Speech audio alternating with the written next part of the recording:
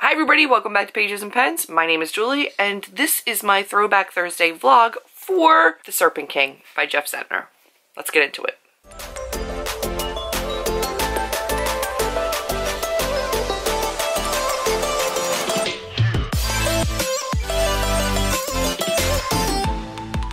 Alright guys, you should be used to my reading vlogs looking like this a whole hell of a lot, but I promise it won't the whole time. I am sure I will put on makeup at some point. But I did want to start off because I am starting today The Serpent King by Jeff Zentner. I wrapped up a couple of my buddy reads early, which gave me a couple of days before my next buddy read. Today's the 4th, and I don't start Strange the Dreamer until the 11th, so I've got time to read this and vlog this, and I really need a 5-star read in my life because the last 2 books I've read this month, the first and only 2 books I read this month, were 3 stars and really disappointing. If you guys don't know, I talk about this all the time. I love The Serpent King. I got this in an Owl Crate box, and I went and I got this paperback because I think it's gorgeous, and I love the quote on the front. It says, "If you're going to live, you might as well do painful, brave, beautiful things," which is actually what I'm going to be reading with as well. I got a bookmark. I have a green pen, which matches my green bookmark, and a green pastel highlighter that I will be using. I loved this the first time around. It is about a small southern town. It's about a religious town. It's about Dill, whose father is a Pentecostal preacher who has gone to jail for something, and his friend Lydia, who is a fashion blogger, and she's looking to get out of this town, doesn't want to stay here, and about Travis, who is, he's like in this fandom that's a little bit like Dungeons and Dragons. He like walks around with like a wizard staff, and just, he's a precious little sweet angel. About these 3 friends and this coming of age and where they are in their lives and how they plan on getting into better situations for one another and for themselves, and I fell in love with it. Definitely more of a hard-hitting contemporary. If you do not know my vlog-style Throwback Thursday videos, this is going to be full of spoilers, so only watch this if you've read this, because from here on out, as I get back into it, there's going to be spoilers. What I remember of this is that A, cried my eyes out, B, loved it, gave it 5 stars, C, was really pleasantly surprised by Jeff Zentner's writing. Given the premise of this book, didn't think I was going to love it, and I really did. I'm nervous. You guys know that this is a very hit or miss thing for me. These books and this series can go either way sometimes, and I either end up loving it still or not finding that it held up. I really hope this holds up because it's one of my faves. I am reading this beauty. I am 122 pages, so about this far. I have some tabs, a whole bunch of annotating. I love it so much.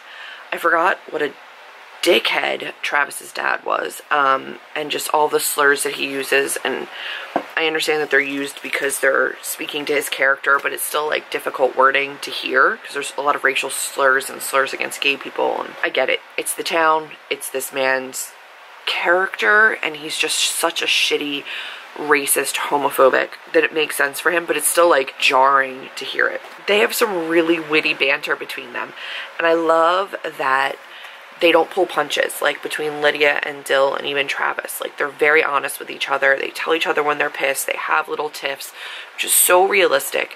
And then they have this like very sarcastic way of communicating with each other that really cracks me up because it's real. Like, that's how people actually talk to one another. So it's just really sweet. But already on page 2, I had something highlighted that I loved, and it's Dill, and he said, "The worst days spent with Lydia were still better than the best days spent without her." He's so cute. Lydia's little mental note when she's going shopping with them at the very beginning, she says, "Everything looks good on, you know, Dill." She's like, mental note, "In college, any boyfriend should have Dill's body. It's a fun body to dress. Actually, it would be a fun body to do, well, anyway, it's a fun body to dress." And these little, like, flirty thoughts that they have about one another, but they don't ever, like, share it with each other. I mean, for a while, but it's just really cute. We're kind of going over, also, in this, Dill is going to visit his dad in prison for the first time, and he's got his like prison tattoos. I think we at this point know that he's been in jail for about 3 years, and not for anything church related, but for like porn that he had on his computer that was like underage porn. Community thinks that it was Dill's and that he didn't, like, he should have taken the fall for his dad and just said like, "Oh, it was mine and not my father's," because Dill's a minor, so it wouldn't have been like illegal for him to have it. We know that Travis has fought with somebody in the school and like really injured them, and that he like freaked out and cried about it. It's just like this really big gentle giant. We're talking about the fact that Travis's brother Matt died in the Marines, and that brother could do no wrong, and now his brother's dead, so Travis has to live up to that, which is never gonna happen. And they decide to go and write quotes up on this like bridge, and I cracked up because Travis is trying to fit his way. Like, they climb up this ladder and they have to go through like this hole at the top of the ladder, and they're like, we should have brought butter to grease him up. And Travis tried to laugh and he's like, come on guys, give me a yank. And Lydia's like, not before you buy me dinner. Dill's like, if only you walked through holes as easily as you walked into that joke. Like, it's just the way they talk to each other is adorable. Anyway, so they go up there with their Sharpies and they're writing up on the tower, and they're talking about the way that they want to die. Which is a random thing to talk about, but like, I get it. They're talking about how they want to die. Lydia says, if I could explode with a beautiful heat and light like a firecracker, that's what I'd want. I'd want people to talk about me and remember me when I'm gone. I want to carve my name into the world. And then Travis says, I'd want to die with glory on a green battlefield as an old warrior with my friends around me. I want to die fighting for my home, for a cause that means something to me. And he wrote a quote from the book that he loves. So Travis tries to explain his love for the book, and he says, I forget about everything that I'm not good at and everyone that I'm not when I read them. They make me feel brave. Dill just wrote a list of all the things that he loves. Sparrows and rust and cicadas, hums and shadows, quiet dusk, lightning, heartbeats. And Lydia said, I love all those things too. I didn't realize until I saw that. And then she has her like Dolly Parton quotes. Find out who you are and do it on purpose. We can't direct the wind, but we can adjust the sails, and if you don't like the road you're walking, start paving another one. Lydia gets home and her dad's like, how did you have fun? Talking about her going off to college, and she has all these people from like Cosmo and Vogue and the fashion industry and actresses contacting her. And then she's got this friend that works at a lumber yard, another friend that works at a grocery store, whose mother is encouraging him to drop out of school so that he can work full-time and start paying off his father's debts, because his father went to prison in debt to the church and to like all these people. Dill's dad dropped out of school. Dill's mom dropped out of school, and they now want him to drop out. Travis is stuck with this like abusive jackass father, and Lydia has parents that like are a doctor and work and make money, and she has a car and she's gonna go to college, and she's got these famous friends. Her dad's like, you're being really rude to your friends, being very haughty and unkind about their lives. People live quiet lives, and that's okay. There's dignity in that, no matter what you may think. He says, like, their circumstances are really different than you. I shouldn't say this, but as a dentist, I could get in trouble for discussing patient confidentiality, but I had to replace 2 of Travis's front teeth a couple years ago, and they said it was a lumberyard accident, but it happened well after hours from the lumberyard. It happened at home, and Lydia can't believe that she didn't know that he was being like abused at home and hit and hurt. Just how different their circumstances are and how different their lives are, because she's going off to college and she wants Dill to go off to college, and he doesn't have the money to, and he doesn't think that he can leave his mom. She's like, Dill's gonna go work full-time at a grocery store, and Travis is gonna work full-time at a lumberyard, and they're never gonna leave this place, and their lives are gonna be pathetic because they're nowhere near what she wants for herself. She can't feature them on her blog because they're not on brand for her, even though Dill has the look of somebody who could totally walk down a runway. If they Googled searched him, they'd come up with her father, or his father, and she doesn't want that like associated with her. But then she has no problem using them in her college essays as like an example of how low she started to where she got to, which is kind of shitty. Like, it's kind of crappy, and I think she's got the best intentions, but she's really annoying me right now. It's not a fair way to treat them. Another example of how far you can go when you have the right beginning. They'll never get to where she is because they don't have the same resources. But I want to go back to my Goodreads, because I went back to Goodreads and I was like, oh, I only gave it 4 stars. And I think it's because it took me a little while to get into it, just because it is like churchy related. I love when books surprise me. Small towns are small towns no matter where they are, and so are outsider kids in high school. I found myself rooting for this trio of misfits and finding parts of them that I related to. I cried a lot reading this book, and to me that's the mark of a great book. So not exactly sure why I went 4, because like I've said 1,000 times, I remember this so fondly. Reading it now and obviously finding so much that even in the first 122 pages spoke to me, I anticipate this going to a 5-star read. Hearing them talk about the way they want to die and how they want to be remembered. Watching Travis flirt with Amelia, his little like forum buddy for this book group, is so sweet. And watching Dill and Lydia kind of dance around one another is so cute. So yeah, I'm really enjoying it. And so I'm going to go back to reading it and doing my newsletter for the day, which if you've not signed up for, head to Quills and Keys and sign up for my newsletter because they're amazing. I'm going to go write my newsletter, and then I am going to write some today, so I don't know how much more I'm going to get to, but I will update you the next time I have something to update you on. I 100% have a scrunchie in my hair, and I don't care. I wanted to check in with you on the Serpent King. I'm about halfway through now. Page, one-handed, I'm on page 193, so about 70 pages past where I talked to you last. I am struggle bussing with Lydia right now. So she says, promise me in return that you'll start doing an amazing job of not taking your issues out on me for committing to the sin of trying to make my life better. And he says, I promise. He tells her, okay, well then you have to promise me to stop giving me crap about not going to college. She says, no, I'm not going to. And she goes, well, he says, well, why do I have to make all the promises? She goes, because I'm asking you to promise me to stop being lame, and you're asking me to promise to stop being awesome, which I cannot in good conscience do. And he says, please don't make me feel shitty for making the choices I have to make. And she goes, nope, but I will allow you to change the subject temporarily. Who the hell are you? Like, over and over again, she was like, I'm getting out of here. Don't make me feel bad for bettering my life. And then he's like, okay, well then don't make me feel shitty that this is my lot in life. And she was like, no, I don't accept that. You have to be better because I want you to be better. Like, girl, you're really pissing me off now. She gifts Dill her old computer because her parents got her a new Mac. And he's like super excited about it and like really thankful and really sweet about it. She says, well then your first assignment is to record yourself playing music so that I can upload it to YouTube. Like, people should hear you sing and play. And he was like, okay. So he does that, but he doesn't have internet at home. So he like gives her the computer and says, can you upload these to YouTube for me? And she says, yeah. She's listening to him as she's uploading them and like is moved by them and loves them. And her mom comes in and she was like, who is that you're listening to? It sounds amazing.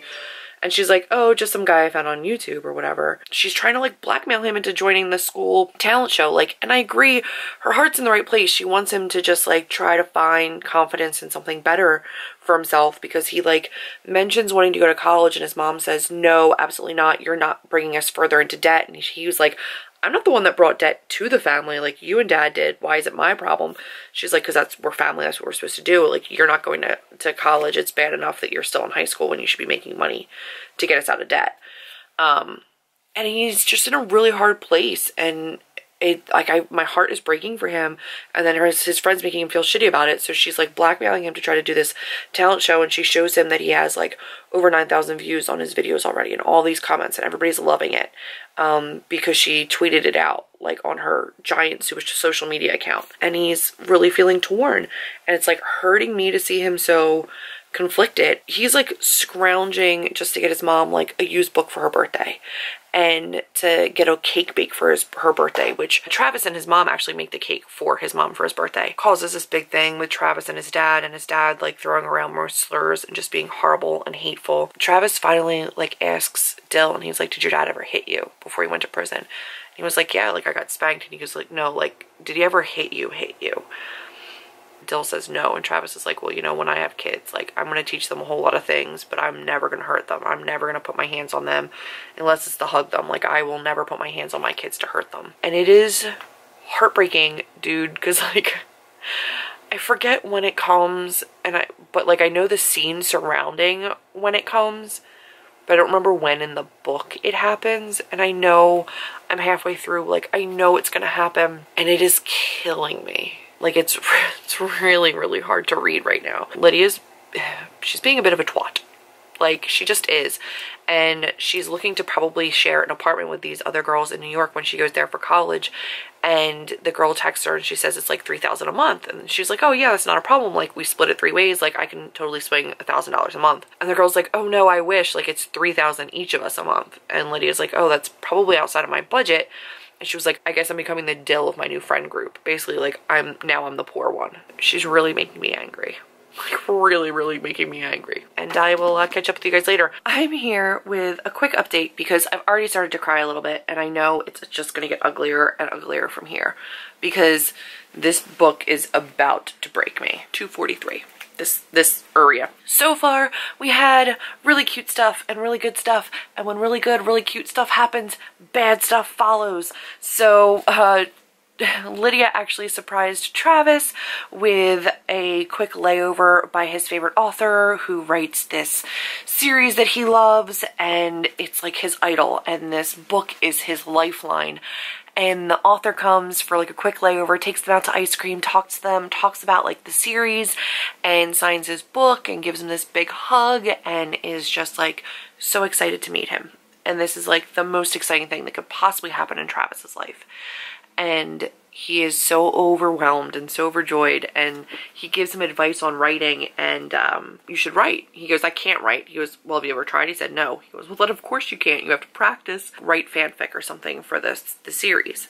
And he says, start there, write some Bloodfall fanfic, borrow my characters, I give you permission, I sense something special in you, I sense that you have a story to tell. He signs it to Travis of House Northbrook, my new friend, large in stature, strong of imagination, become who you were meant to be.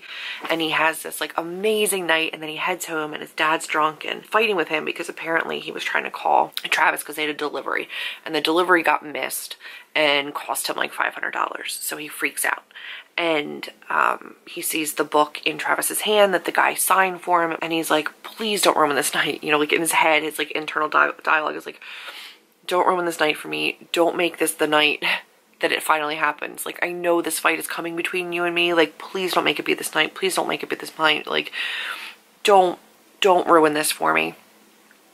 And his dad goes in on him and gets the book and starts ripping out pages, and Travis loses it and rushes at the book to try to like get the book back, and his dad pushes him and breaks like a china closet, like breaks glass, and takes off his belt and starts beating him repeatedly. And the book actually says, oh my god, I bawled, scourged Travis's back with the belt again, again, again, again, again, again, again. The belt whistled and cracked across Travis's skin. Buried in silence, it's the only way to win, Travis commanded himself, but he cried out each time it struck. And then his mom comes in and says, like, you're hurting him, you have to stop. And then his dad pushes his mom, and his mom falls down, hits her head, and she's holding her head and crying and not able to stop him. And he finally gets up and he said, like, I'm not afraid of you anymore. You're not going to do this to me. Like, you'll never make me hate myself the way that you hate me. And if you ever touch me again, if you ever touch my mom again, I will kill you.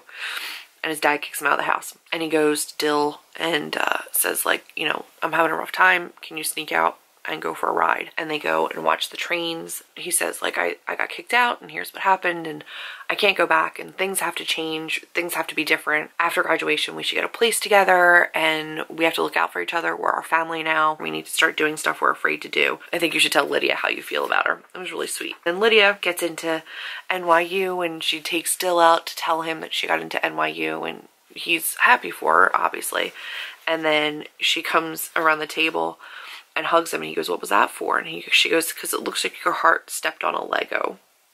I know that horribleness is coming, and I almost want to put it off and not read more tonight, because I don't want to spend another night crying. Like, I don't want to have another vlog where I bawl my eyes out at night. I'm going to keep reading for a little bit more. Oh, damn it, I know it's coming. I know it's coming, and I'm not ready for it. I can't handle it. I'm going to go read.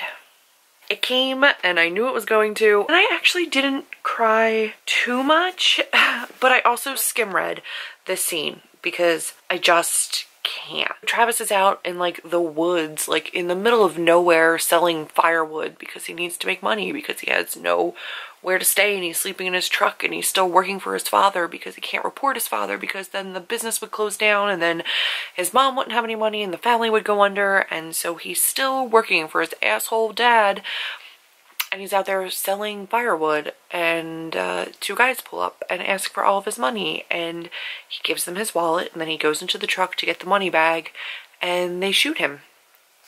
And it says he managed to stay standing but gripping the door of the truck for support. He didn't feel well at all. His face was numb. His heart was working too hard. He couldn't breathe. He had a coppery taste in his mouth. He was suddenly thirsty and cold, and he began to shiver uncontrollably. Fumbling in his jacket pocket for his phone, he dropped it in front of him and dialed 911. Some fall in glorious ways on green fields of battle as old warriors, surrounded by friends, fighting for their homes, fighting cruelty. Some fall crawling in the dirt in Forestville, Tennessee, in the dark, impossibly young and alone, for no good reason at all. My baby Travis. What kind of kills me is that, like, now you see it coming, right? Like, as a person who reads all these books a year and who reads a lot more critically now and who reads and understands the way that authors work, you start to pick up on things, you know, and when things are going too well for someone, and God love him, things never went well for Travis. They just didn't, but he was texting his little, like, girlfriend from the forum, and he had just handed in a book or a story that he had written to Lydia to edit, and he was feeling hopeful, and he had made plans with Amelia to meet her halfway between their two homes to read the next book when it dropped, and was gonna rent an apartment with Dill and find a way to be happy. You start to know that when things are going to go, like when things start to go well or a character starts to feel secure, that something's going to go very, very wrong. And I get that now as a reader. Then when I read this in what, like September of 2016, I didn't get that. Like, as this scene starts, you know something's like weird because this car pulls up, they're in hoods, they're like acting funny and jittery, and you sense it when you get to this scene. The signs were definitely there that it was coming. Reading it this time around, I mean, I knew it was coming too, but I forgot exactly when in the story it happened. He's so precious. I don't know that I remember too much of the end of this book after he dies. Amber said it's amusing when I cry on camera, so now I've cried again on camera. I really was okay for a little bit, and things went south. Like, the funeral has happened, and it's not okay. It's not. Nothing's alright. Everything hurts and nothing is beautiful. Amelia came, never actually got to meet him. Met Dill and Lydia outside of the funeral home, and met them before she even went in and saw Travis, and then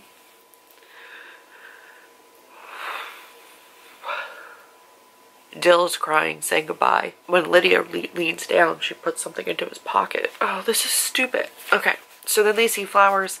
It's like this really, really pretty arrangement. It's actually from the author of the book that he liked. And it says, "Rest o' night, proud in victory, proud in death. Let your name evermore be a light to those who loved you. Let white flowers grow upon this place that you rest. Yours was a life well lived, and now you died. And now you down in the hall of the elders in their eternal feast." And that was the that was on the tombstone of one of, like, the main character's friends in the book that he liked. And that was the phrase that he said made him want to live a better life. I'm gonna keep trying to read. Lydia and Dill are talking after the fact, like after the funeral. Lydia asks Dill, she says, "Are you okay?" He said, "I'm not sure. I'm numb right now, but I can feel the darkness coming. The way you see a storm coming, I can hear voices in the darkness." And then he tells her about how his grandfather kind of succumbed to his sadness and went crazy, and how his dad, you know, went crazy. And she said, "Just because grief ruined your grandfather doesn't mean it'll ruin you." And he said, "It is in my blood." And she said, "No, they surrendered to their darkness. You don't have to, and I want you to promise me that you never will. Promise me if you ever feel like surrendering, you'll tell me." She says, "At least promise me that before you consider surrender, not only will you tell me, but you'll at least try something completely unexpected with your life instead, since you'll have nothing to lose." And he said, "What?" She said, "I don't know, anything. Go to college, join the circus, live naked in a teepee, whatever.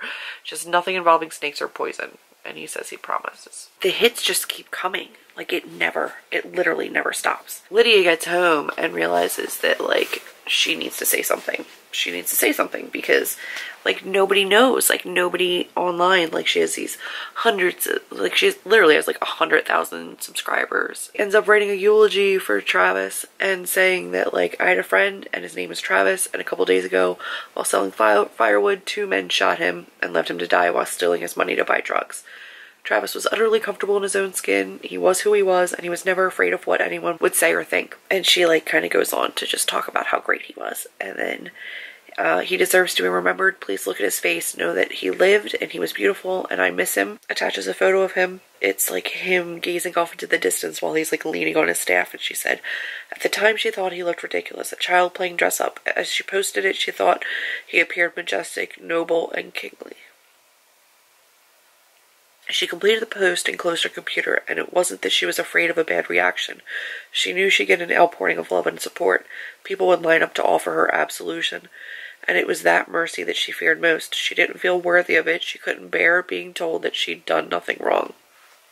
because all along she hadn't owned up to like knowing Travis. She hadn't owned up to knowing Dill, and Dill is not doing well. Lydia's father actually hired them like a grief counselor, and he started talking to them. He was saying that he has these like really dark times and that he feels the darkness coming, and he has just a really bad day and a really, really rough one. And Travis's mom has come and said that she's leaving. She like left the dad, and she said, both my boys are dead.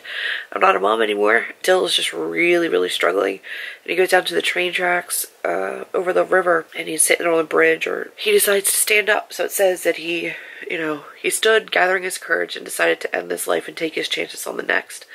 And then the next chapter is Lydia's. He's there banging on her door, and he's there because he said, if you don't get me out of here, if I don't go to college, if I don't get out of here, I'm going to die. And I don't want to die anymore. They apply to a whole bunch of colleges for him. And she asks him, she says, Dill, can I ask you something? He said, yeah. She goes, how close did you come? He said, really, really close. What stopped you? My promise. Thank you for keeping your promise. A world without you would break my heart. And then she like puts her hand on his face, and she said, you know, to say like that a world without him would break her heart. And he's like holding her hand. And I think they're gonna smooch, they're gonna kiss. It's gonna be really, really sweet. Sweetest sentences ever. Whatever this is, I like it. However reckless, however unwise this is, I don't care. I'd rather lose in this way than any other way. And then Dill says, and here you thought that just deciding to keep living was the bravest thing you'd ever do this week. Or you'd do this week. And then he like gets up on his elbows and he kisses her. And then they're kissing. She's thinking, as they're kissing, it's a very bad idea to take this sort of plunge with your best friend 2.5 months before you leave for New York City. It's a really, really good way to have both your hearts broken. It's a really good way to be distracted from your new life. It is, it is, it is, it is. So she goes, so let's just review. In the last 24 hours, 1, you did not kill yourself. 2, you applied for college. 3, we made out. Those are 3 like really good things. And he says, the only thing that would be better is if I became a famous musician too. And she goes, did I not tell you that every single one of your videos has over 100,000 views now? And they talk a little bit more. And she goes, so should we make out some more? And he goes, probably yes. So they did. This complicates things, Lydia said when they were done. Our lives were pretty complicated. Yes, but this further complicates our complicated lives. And he says, yeah, I know. Like they're kind of cute. They're kind of great together. Alright, so there's about 50 pages left of this book, and it is 1 o'clock in the morning, so I'm going to be done reading for tonight. Hi friends! I'm here because I finished The Serpent King by Jeff Zentner, and I wanted to talk about it a little bit. I love the writing style. I liked getting everyone's POV. I like having little insights into Travis and Lydia and Dill, and I like the way that things ended. Lydia still drove me a little bit bananas till like the middle to end of the book. I think until Travis dies, she just makes me insane.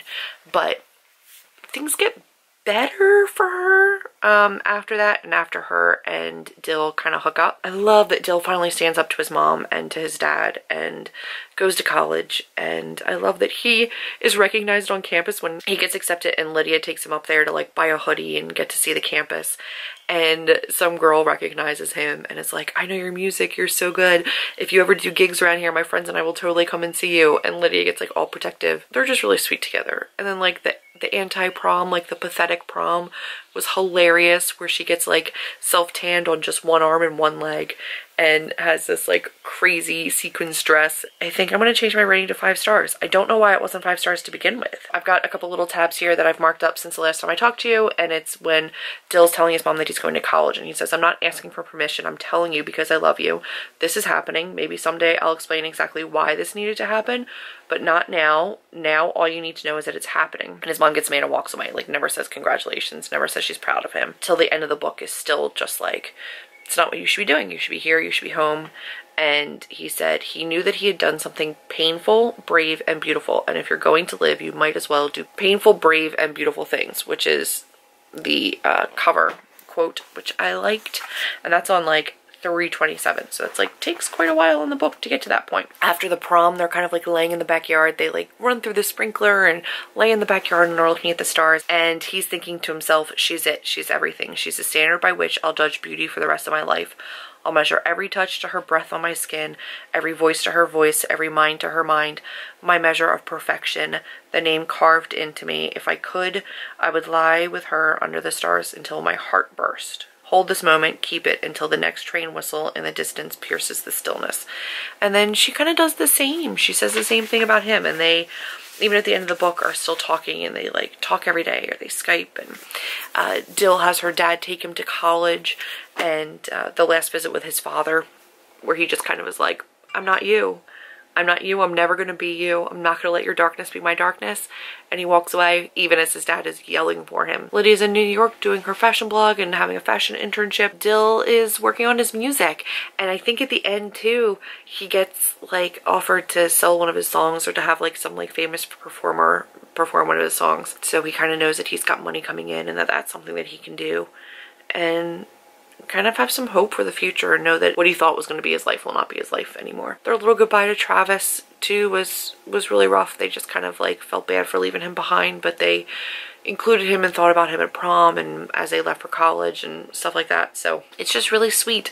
And as much as Lydia bothered me and drove me bananas, and as racist and homophobic and horrible as some of the characters were, it's just a beautiful, beautiful book, and a great story, and a great love story, a great friend story. Just love it so much.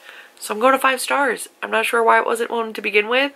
Every time I think about it, I think of it as a 5-star book. That's been my Throwback Thursday for the Serpent King. I hope you didn't watch this whole thing if you haven't already read it. The same way with my We Were Liars throwback. Knowing the plot twist in this and knowing that Travis was going to die, like, just, it made it that much harder to read because you catch on so many little things and so many little plot points where you see hope for him and joy for him, and then you know like what's coming. That was difficult. I'm really glad that this held up, and I'm glad that I still love it, and I'm glad that I could go ahead and change this to the 5-star that it's kind of been in my head for so long. One of my favorite all-time books. I'm really glad that I have this version because it's gorgeous. I'm glad that it's all tabbed up and marked up and beautiful now. Maybe someday I'll go to an author signing and have Jeff sign this for me because it's just, it's so good. It's so, so good, and I love it so much. Definitely had some tears. You guys know it's not one of my reading vlogs if I don't cry a little bit. That is it for this Throwback Thursday. I hope you guys have enjoyed it. If you did, be sure to give me a big thumbs up. Comment down below with your thoughts on the Serpent King, your favorite parts, the most annoying parts, anything from my vlog that kind of stuck out to you. And let's talk about it because I'm always down to talk about this book. So I'll talk to you down in the comments, and until then, I'll see you in my next video. Bye, guys.